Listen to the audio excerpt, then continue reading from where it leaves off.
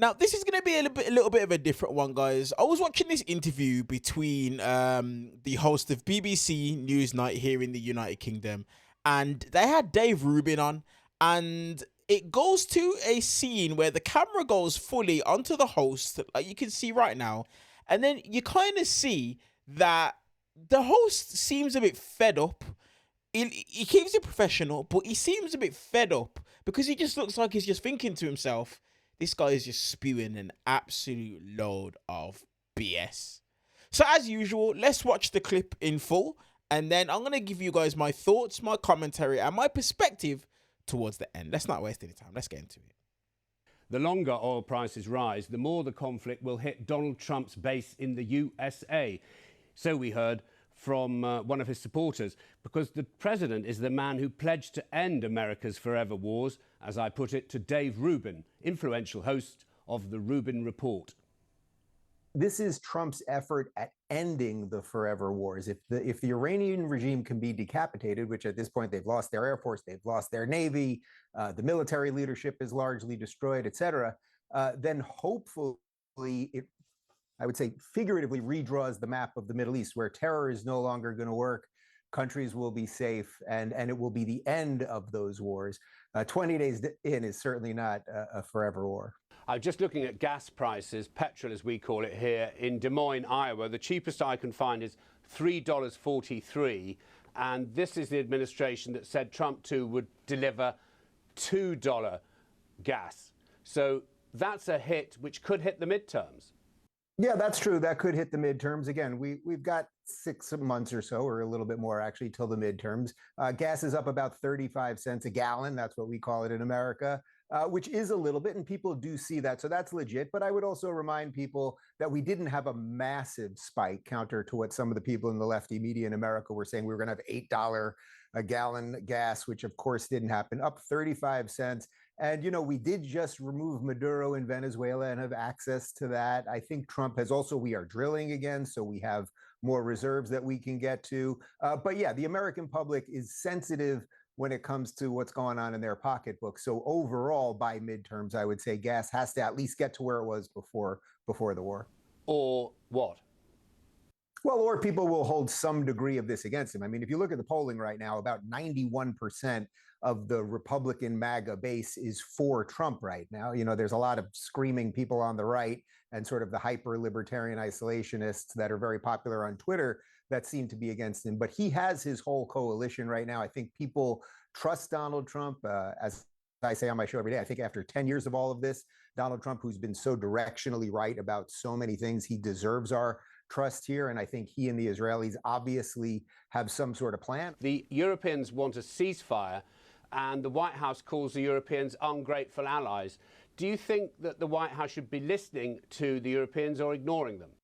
Oh, I think ignoring them. I say that with all due respect being on BBC. I mean, look, Britain and France and Belgium and some of these other countries, they're not going to do anything to stop their own internal problems, which they have on the immigration side. And they're not going to do anything to stop the mullahs or terrorists overseas anywhere else. They'll issue statements, they'll do some mealy-mouthed talks and conferences and things like that. And what Donald Trump is showing is that America's ready to lead the world again. Can I ask you, where is J.D. Vance? We sort of think that there is a kind of philosophical difference, I think that's what the president calls it, between the vice president view of the war and POTUS. Do you agree that there's clear blue water between the number one and number two? Yeah, you know, JD has been pretty quiet about this, but he did acknowledge, and Trump, to your point, did acknowledge they do have a bit of a philosophical difference on how they view some of these conflicts. But I think JD actually has been quite good here. He said at the end of the day, the president is making the decisions and it's his job to back the president. What's nice about seeing that actually is that you see some diversity of thought within the administration. So Trump has a view of things and Rubio has a view of things and JD and Hegseth and the rest. And what you're seeing is they're having discussions about it. And maybe they don't all see eye to eye, but they respect the president. Dave Rubin, thanks for joining Newsnight. My pleasure.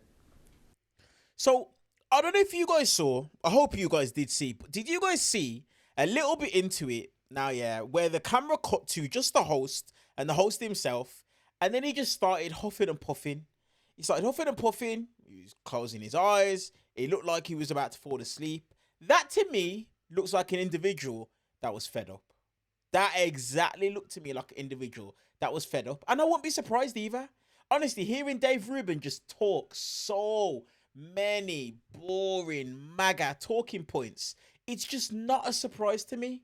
It's not a surprise at all. Him referencing Europe, talking about we're going to make statements, Europe are going to do this, they're going to do that. I mean, I'm just, once again, I'm not understanding what it is that these guys expected. Did they expect just because of the fact that Donald Trump and Benjamin Netanyahu decided to start a war, that as a result of that, everybody should now come to their defense? Makes no sense. NATO is a defensive alliance. So what does that mean? That means an attack on one means an attack on all. But the problem here is this. The United States were never attacked. They were never attacked. They attacked Iran. And as a result of that, that has then started this war that it is that we can see currently right now. Now, people like Dave Rubin are massively the problem. And the reason as to why they're massively the problem is because these individuals are people who were telling everyone, don't vote for Kamala Harris. Don't vote for Kamala Harris because these guys are warmongers. But now, because of the fact that Donald Trump has gone against exactly what he said he's going to do, which was no new wars, now all of a sudden, war is good. War is good. Donald Trump is cleaning up the world. It's embarrassing. The flip-flops. As a grown man, as a male, to be able to just come on UK television and just have no backbone whatsoever, just because of the fact you want to bend over for Donald Trump, it's actually embarrassing. It is embarrassing, but it is something that should not surprise us in any way, shape, or form. This is MAGA. And lastly, him talking about Donald Trump's base is clearly behind him on this. It just goes to show once again, furthermore, how much you guys are idiots. It really does, because the party that endorsed Donald Trump, why? Because of no new wars. JD Vance, not wanting wars with Iran. Tulsi Gabbard, MAGA, the entire base. And now all of them, they're turning around and they're now talking about they do want it because they're trying to get rid of a terrorist regime. The thing you have to understand about Dave Rubin is this. He is a shill for Israel. Dave Rubin is a shill for Israel. That's the reason as to why anybody who's turned on Israel, guess what? Dave Rubin has turned on them. So it's no surprise in any way, shape, or form to see him being so for this war that Donald Trump and Benjamin Netanyahu started with Iran. No surprise whatsoever. But let me know your guys' thoughts on this clip. Let me know. Do you guys think I got it wrong? Did the host look a bit fed up to you, or have I just got it wrong? Let me know your thoughts in the comment section below. And while you guys are down there, do me a favor, hit the thumbs up button, hype up the video, and hit subscribe if you're interested in a Brit's take on all things to do with American politics. I appreciate you guys, and I will see you guys in the next clip.